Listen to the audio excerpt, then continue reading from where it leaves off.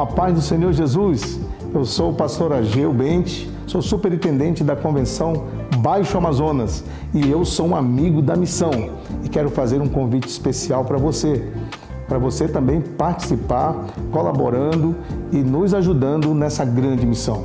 Seja um amigo da missão. Graça e paz, boa noite. Que legal nos encontrarmos mais uma vez, mais uma quinta-feira, aqui no Promessas de Esperança, aqui na nossa TV Viva a Promessa. Obrigado pela sua companhia, obrigado por sua audiência, por sempre estarmos juntos. Que Deus abençoe você e sua casa. Aproveite esse momento, a gente está começando, dá tempo. Compartilha o link desta transmissão. Joga esse link nas tuas redes sociais, na sua timeline no Facebook, manda nos seus grupos de WhatsApp, nas suas listas que você participa. Dá tempo de fazer isso, é rapidão, para que mais pessoas possam usufruir deste momento de ministração da Palavra de Deus, nesse Promessas de Esperança. E não esquece de deixar o seu like, o seu joinha aí nessa transmissão, isso ajuda demais aqui todo o pessoal do Viva a Promessa.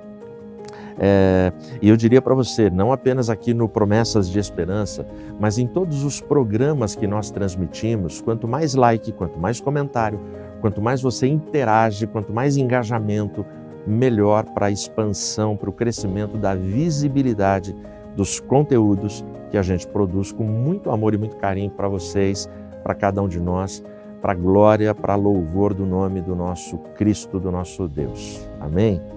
Hoje eu quero refletir com vocês sobre grafitar os muros, tá bom? Então fica aí com a nossa vinheta, na sequência eu volto para a nossa reflexão.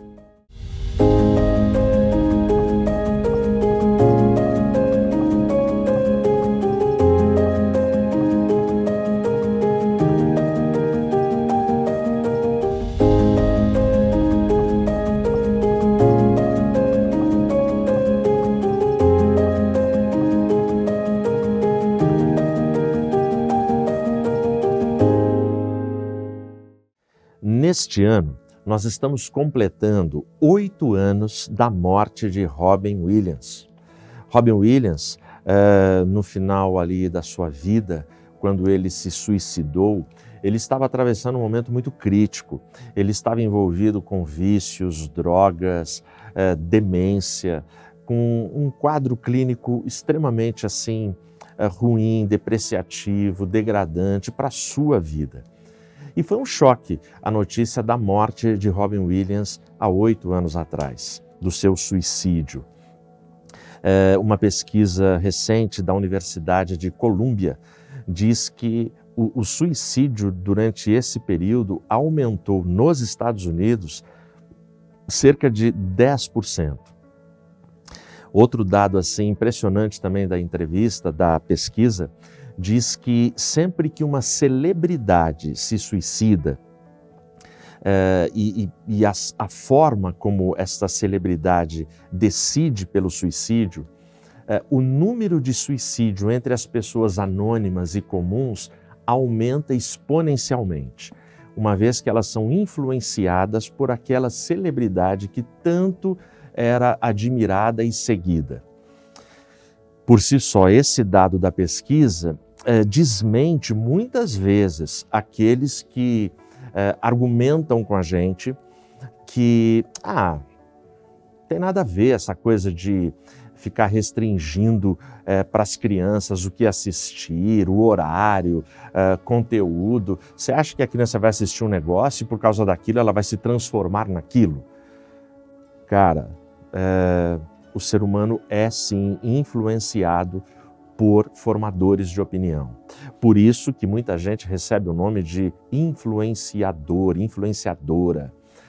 Então a gente tem sim que zelar, a gente tem que cuidar, a gente tem que ter esse trato fino com toda essa situação. Então, esse quadro a gente vê nitidamente através dessa pesquisa, através do que acontecia ali. Bom, mas o que a gente faz numa hora dessa? O que o ser humano deve fazer quando situações limites chegam? Seja o desejo de suicidar, seja o desejo de assassinar, de mandar matar, seja o desejo de não dar mais, a situação está crítica. O que a gente faz? Eu vou ler para você os primeiros 6 versículos do Salmo 17. É uma oração de Davi. E esses versículos, eles nos ajudarão a responder essa pergunta. Eles nos orientarão quanto ao comportamento, porque é uma grande lição na vida de Davi. Hoje, especificamente, eu estou com a tradução A Mensagem de Eugene Peterson, que ela já vem com interpretações do texto original. Vamos lá, em nome de Jesus. Olha o que diz aqui. Ó Eterno, ouve enquanto apresento a minha causa, a mais honesta oração que já ouviste. Mostra ao mundo que sou inocente, em teu coração sabes que sou. Examina-me por dentro e por fora. Faze uma visita surpresa no meio da noite e verás que sou aquilo que digo ser. Minhas palavras não mentem.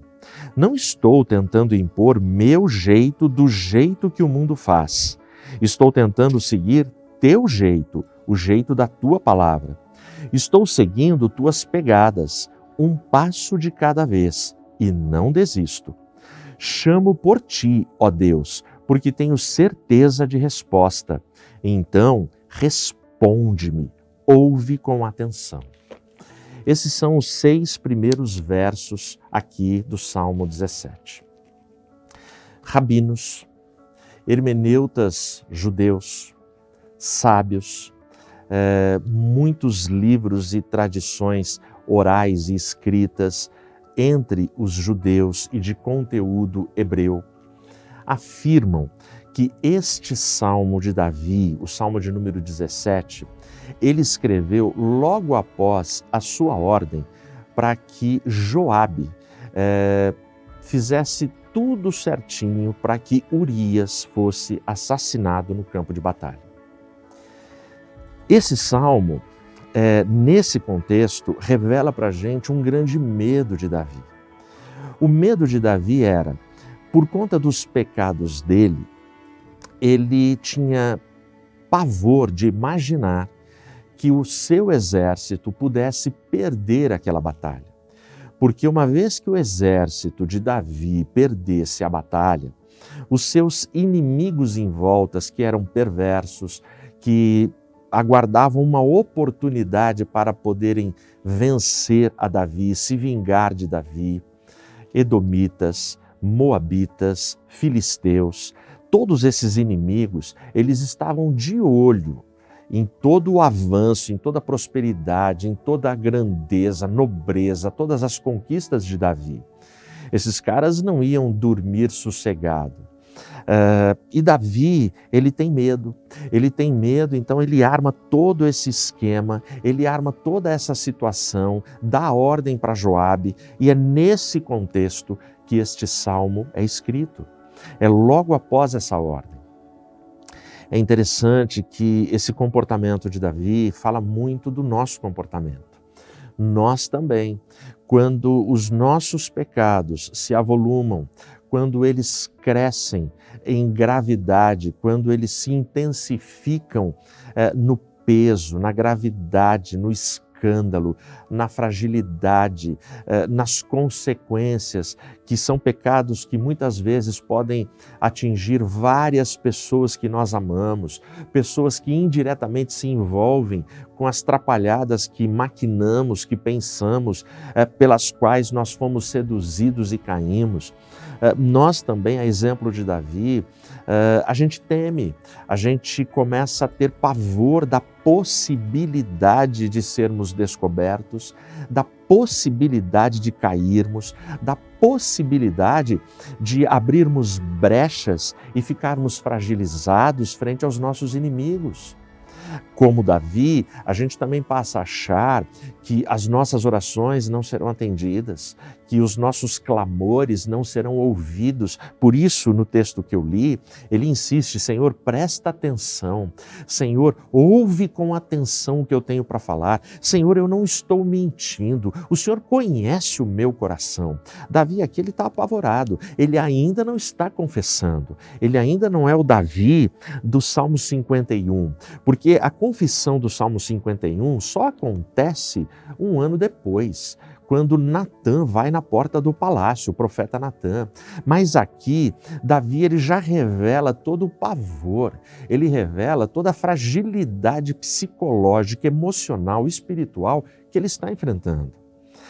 Então, é neste contexto de batalha, de adultério, de traição, de assassinato que ele mentoriou, ele não colocou a mão para executar o crime, mas Davi, ele é o mentor. Davi é o cara que arquitetou toda aquela situação para a morte de Urias, segundo a palavra, um bom homem, um homem de bom testemunho, um homem fiel à sua esposa, fiel à sua família, fiel ao seu rei, um homem daqueles que eu e você queremos ter no nosso time, na nossa equipe de trabalho, e é este homem sem culpa, sem erro, sem pecado, que Davi manda sacrificar e manda Joabe colocar na linha de frente do exército para que ele fosse morto pelos inimigos. Então, é nesse contexto que esse salmo é escrito e ele acontece. Portanto, é nesse contexto que a gente chega no versículo 7, que é o versículo que eu vou ler para você agora. E é muito interessante a forma como Eugene Peterson traduz o versículo 7. É muito legal a forma como ele vai escrever. E ele diz assim: grafita os muros com a tua graça. Acolhe teus filhos apavorados que fogem dos valentões da vizinhança e correm para ti. Grafita os muros com a tua graça. Naquele tempo existia justamente esse sentimento de segurança, de sentir-se seguro dentro dos muros. Sentimento esse que eu e você sentimos hoje. Por que é que se populariza tanto e cresce tanto no nosso Brasil e no mundo a cultura, a prática, a moradia dentro de condomínios fechados? Porque os condomínios fechados, eles têm muros. São esses muros que devolvem às pessoas um mínimo de sossego, de paz, de calma, tranquilidade e passam a sensação de segurança. Esse sentimento não é algo da modernidade do nosso tempo. Os muros de Jerusalém, os muros dos palácios, na antiguidade, na Idade Média, em todos os tempos, sempre foram muito valorizados. Terrenos dentro dos muros são mais caros do que os terrenos fora dos muros, porque dentro dos muros você tem proteção.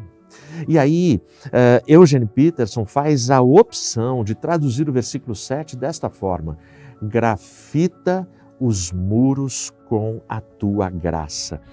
Existe um simbolismo muito forte aqui nas palavras que ele escolheu. Grafita os muros. Bom, os muros já me dão a sensação de segurança e já me garantem mais segurança do que se eu não vivesse com a proteção dos muros.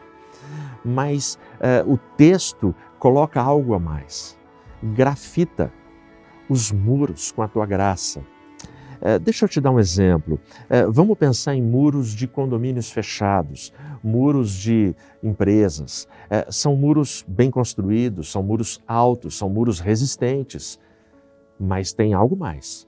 Esses muros têm cerca elétrica. Esses muros têm vigias humanos que ficam vigiando através do quê? De câmeras, tem alarme. Portanto, esses muros, além de serem altos, de serem fortes, de garantirem sossego e paz para quem está dentro dos muros, eles ainda contam com alarme, sistema de vigilância, uma série de equipamentos que vão garantir e precaver possíveis ataques. E eles recebem esse cuidado 24 horas por dia, todos os dias. Grafita os muros com a tua graça. Eu diria que câmeras, cerca elétrica, vigias, tudo que é possível fazer para que um muro fique ainda mais garantido, eu diria que isso é a graça. Eu diria que eu e você, nós temos o muro da proteção de Deus desde que a gente nasceu. Mas quando estes muros da proteção de Deus estão sobre nós, e Deus derrama da sua graça sobre esses muros ficam intransponíveis. É Pedro que vai falar, né? O diabo, vosso adversário, anda em derredor, bramando como um leão, buscando a quem possa tragar. O derredor, ele fica depois do redor. E o salmista vai dizer que o anjo do Senhor acampa-se ao redor daqueles que temem a Deus e os livra. Então, ao meu redor, ao seu redor, anjos de Deus estão fazendo a nossa proteção. Ao derredor, depois desse redor, Satanás, ele fica bramando feito um leão, como um leão, parecendo um leão, imitando um leão, buscando a quem possa tragar. O como um leão ele não é um leão.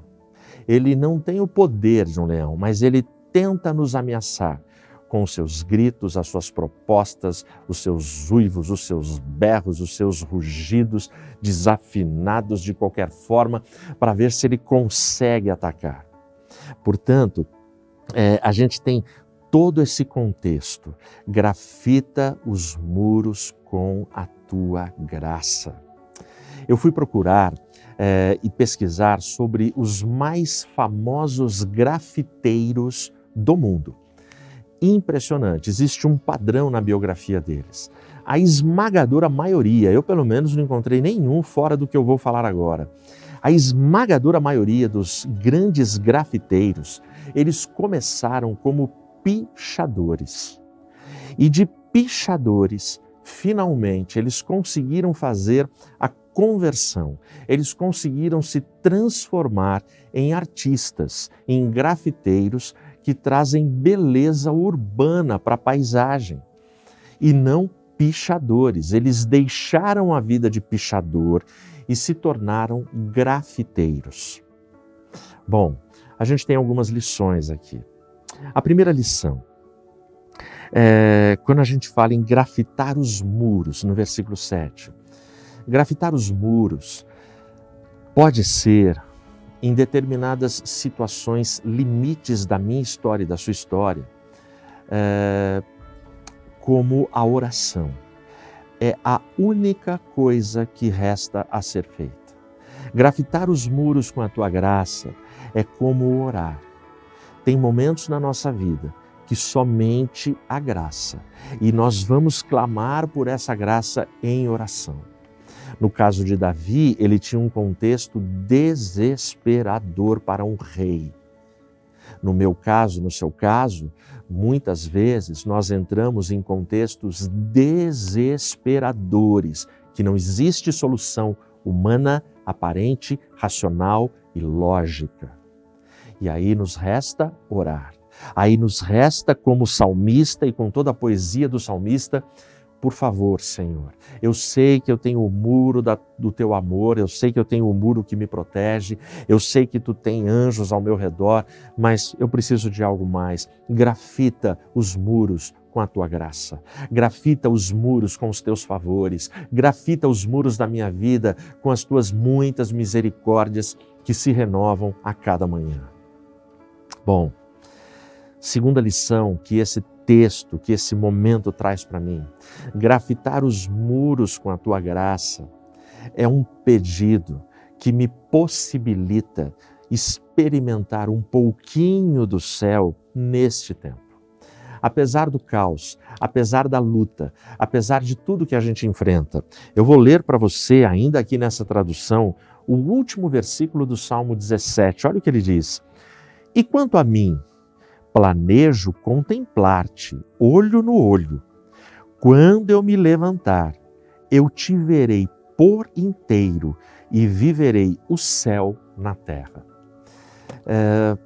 Nós podemos, apesar do caos, apesar do que diz o Salmo 42, que um abismo chama outro abismo, como aconteceu com a vida de Robin Williams, apesar de tudo isso, eu e você, nós podemos sim experimentarmos e vivermos o céu aqui na terra. Como? Qual o contexto? O contexto é a nossa família, o contexto é a nossa casa, o contexto são as pessoas que amamos. Davi, não se esqueça, enquanto ele não cometeu o adultério louco com Batseba, Davi experimentou e viveu o melhor de Deus. Davi, ele tinha tudo na sua vida, ele tinha conquistas. Davi é o grande rei que ampliou em 10 vezes todo o espaço geográfico pelas suas conquistas, o reino de Israel. Davi é o cara que não perdeu uma batalha até aquele momento. Dali para frente, toda uma desgraceira começa a acontecer na vida e na família de Davi, mediante a palavra profética de Natã na porta do palácio.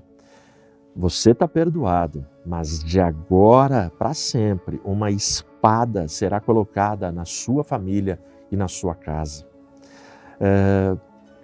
Mas Davi deixa essa lição para mim e para você. Quando ele pede aqui, eu quero viver o céu na terra, é porque ele sabe o que ele está pedindo. Ele já vivia aquilo, mas o pecado o atormentava. O pecado fazia ele arquitetar planos e dar ordem a Joabe. Então, se você está em paz com a sua família, se você está vivendo tentações, cara, foge dessas tentações, risca elas da tua agenda, some dessas tentações, não vai atrás, sabe, não dá brecha, não deixa o seu redor desguarnecido, mas fique firme no seu lugar de refúgio, tendo o anjo do Senhor acampado e te protegendo. Porque quando eu clamo, Senhor, grafita os muros da minha vida com a tua graça. Eu estou recebendo essa proteção. Eu estou dentro do propósito e do plano de Deus na minha vida. E Deus é esse artista do céu. Deus é esse artista do céu. Para a gente concluir, pichadores conquistam inimigos. Grafiteiros conquistam amigos. Pichadores são inimigos de tudo que é belo. Grafiteiros são amigos da beleza. O pichador, o picho, ele emporcalha, ele detona com toda a decoração, com a engenharia, com a arquitetura. O picho, ele produz ira, ele produz ódio nas vítimas.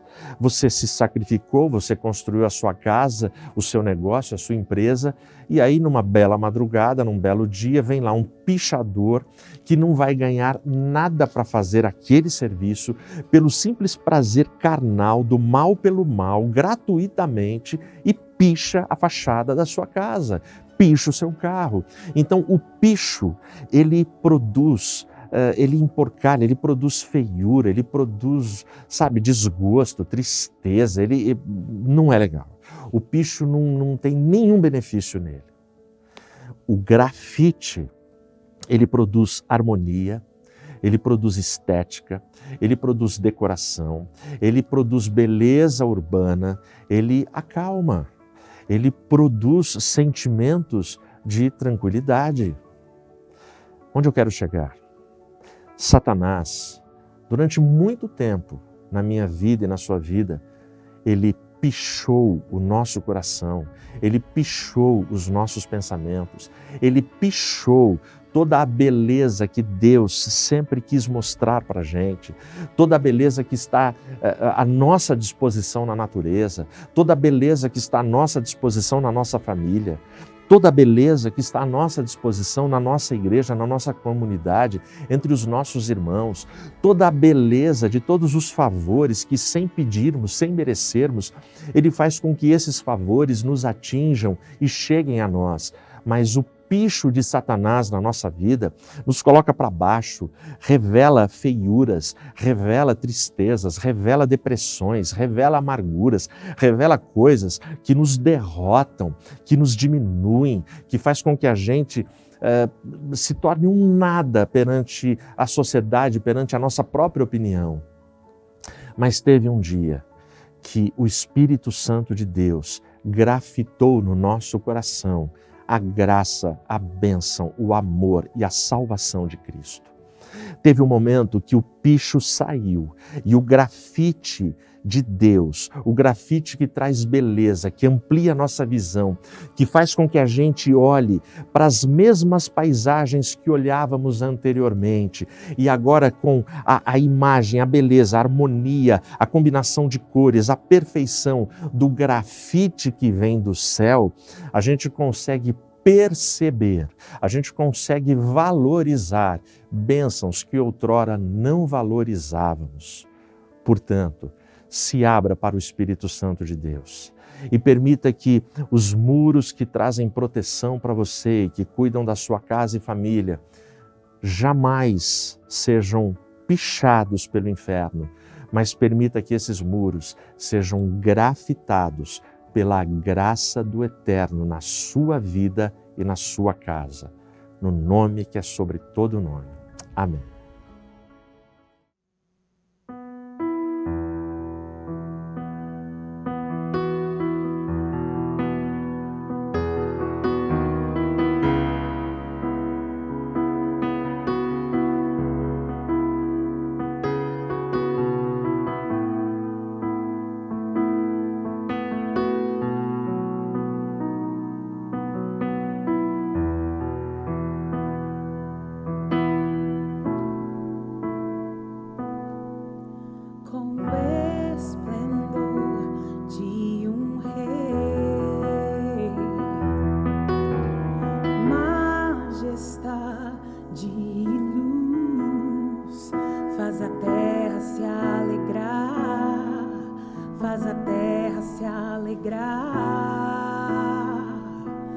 Ele é a própria luz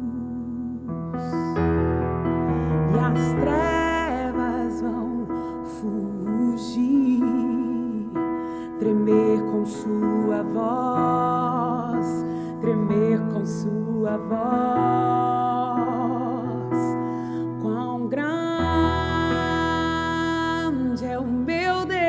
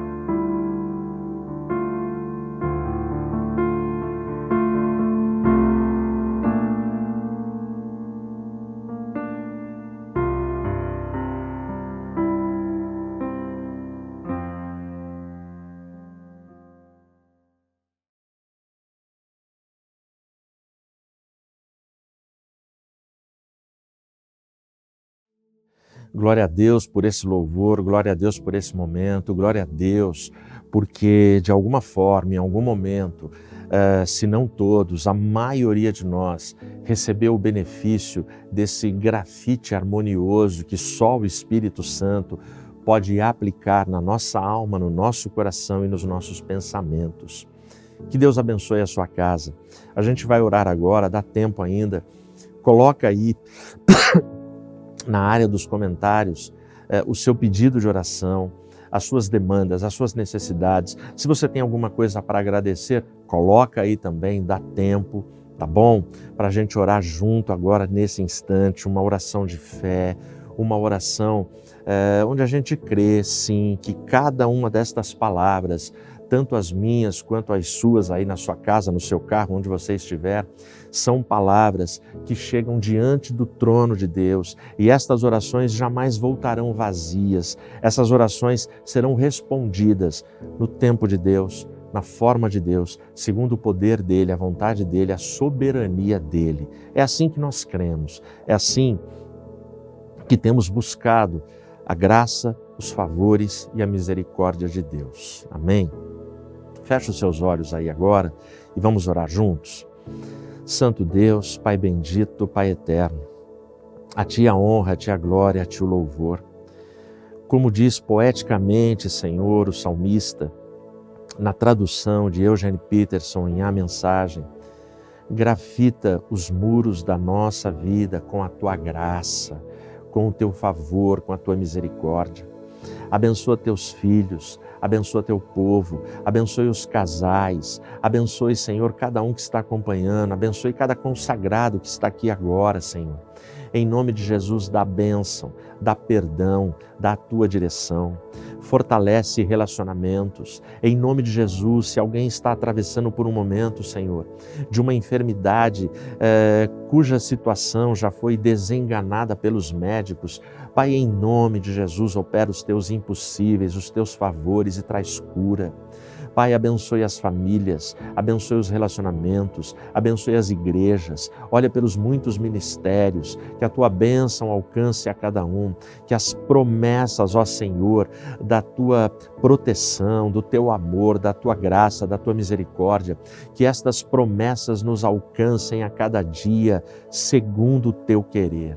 Sê conosco, Pai, cuida de cada um de nós. Em Teu nome, para a Tua glória e louvor eu oro. Amém. Amém. Deus te abençoe, abração e até quinta-feira da semana que vem. Paz.